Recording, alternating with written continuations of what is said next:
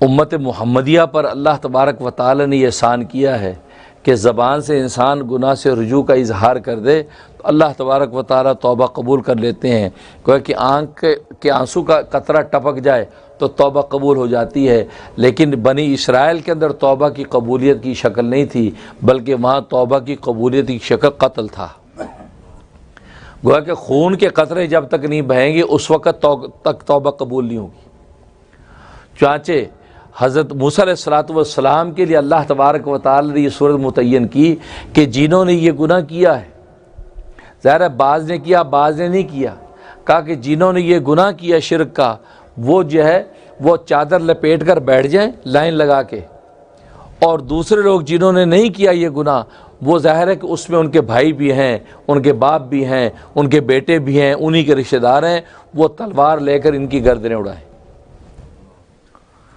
چنانچہ جنہوں نے یہ شرک کیا تھا وہ شرمندگی اور ندامت کے ساتھ انہوں نے اپنی چادروں کے بکل بارے اور یوں بیٹھ گئے پوری قطار میں، اور دوسروں کے ہاتھوں میں تلوار دے دی، اب ان کی تم گردنیں کاٹو۔ اب لوگوں نے چونکہ چادریں یوں لپیٹی ہوئی تھی تو اللہ تبارک و تعالی نے حکم دیا کہ ان کو کیا اپنی گردنیں ننگی کر دیں۔ اگر کسی نے اپنی گردن کو ننگا نہ کیا اور اسی طرح چادر لپیٹ کے بیٹھا رہا تو اللہ تبارک و تعالی اس کی توبہ قبول نہیں کریں گے اور اس شرک کی حالت میں ہی جہنم کے اندر داخل کر دیا جائے گا۔ تو اس پر انہوں نے پھر اپنی چادریں ہٹا دیں، اپنی گردنیں ننگی کر دیں اور یوں بیٹھ گئے۔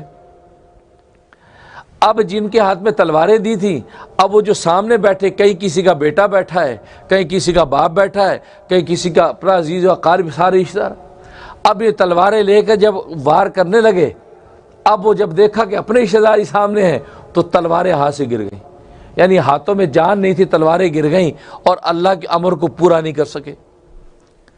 اب گڑگڑانے لگے، اے موسیٰ اپنے اللہ سے، اللہ تبارک و تعالی سے دعا کیجئے، ہم میں تاب اور طاقت نہیں ہے کہ اپنے ہاتھ سے اپنے بیٹے کو قتل کر دیں، اپنے ہاتھ سے اپنے بوڑھے باپ کو قتل کر دیں، یہ ہم میں طاقت نہیں ہے۔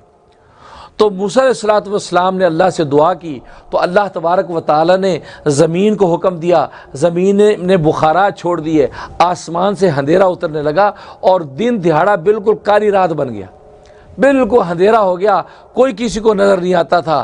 اب اللہ تبارک و تعالی نے حکم فرمایا کہ اب قتل کرو۔ اب اندھیرے میں جا ان کو قتل کرنا شروع کیا۔ صبح سے شام ہو گئی، یعنی گویا کہ سارا دن قتل کرتے رہے، اور ایک واویلا، ایک شور شرابہ عالم کے اندر۔ ادھر حضرت موسیٰ علیہ السلام اور حضرت ہارون اللہ کے سامنے گڑگڑانے لگے، رب ذوالجلال بس کر، اب معاف کر دے، بہت ہو گیا، بہت وقت گزر گیا، کتنے انسان قتل ہو گئے۔ تو اللہ تبارک و تعالی اس اندھیرے کو چھٹا دیا۔ جب جیسے اندھیرا چھٹا ہے تو دن کا سویرا نکل آیا تو دیکھا تو 70,000 آدمی قتل ہو چکے تھے، 70,000 آدمی قتل ہوئے۔ اب جا کر اللہ تبارک و تعالی نے توبہ قبول کی۔ اب 70,000 آدمی قتل ہوئے پڑے ہیں اور خون کی ندیاں بہہ رہی ہیں۔ تو موسیٰ علیہ السلام کا دل پسیج گیا اور آپ رونے لگے، رب ذوالجلال کیا ہو گیا ہے؟ میرے بنی اسرائیل، میری قوم تو تباہ و برباد ہو گئی، اتنے لوگ قتل ہو گئے۔ روئے اللہ کے ساتھ۔ تو اللہ تبارک و تعالی نے فرمایا کہ اے موسیٰ کیا تو اس بات پر راضی نہیں کہ میں تیری امت کے قاتل اور مقتول دونوں کو جنت میں داخل کروں گا؟ اللہ اکبر۔ یعنی جو مقتول ہو کے قتل ہوئے وہ شہید ہیں، وہ شہادت کے مقام پر فائز ہو کر جنت میں داخل کروں گا، اور جنہوں نے قتل کیا ہے اس قتل کرنے یعنی میری حکم کو پورا کیا ہے، لہذا اس امتثال امر پر ان کو گناہوں سے پاک کر دوں گا، لہذا دونوں کو میں جنت میں داخل کر دوں۔ کیا تو اس پہ راضی نہیں؟ موسیٰ کہ اللہ میں تیرے اس جو خوشخبری پہ راضی ہوں کہ میری امت کے قاتل مقتول دونوں جنت میں داخل ہوں۔ تو اس طریقے سے اللہ تبارک و تعالی نے ان توبہ کو قبول کیا۔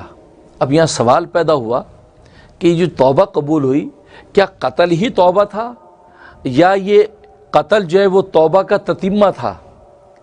ایک قول یہ ہے کہ خود قتل توبہ نہیں تھا، توبہ تو ان کی وہ ندامت جو قتل سے پہلے جو ان کی ندامت تھی، جو اللہ کے سامنے گڑگڑانا تھا، اپنی غلطی کا اعتراف تھا، اپنے پیغمبر کے سامنے اقرار تھا، یہ وہ توبہ تھی اصل میں۔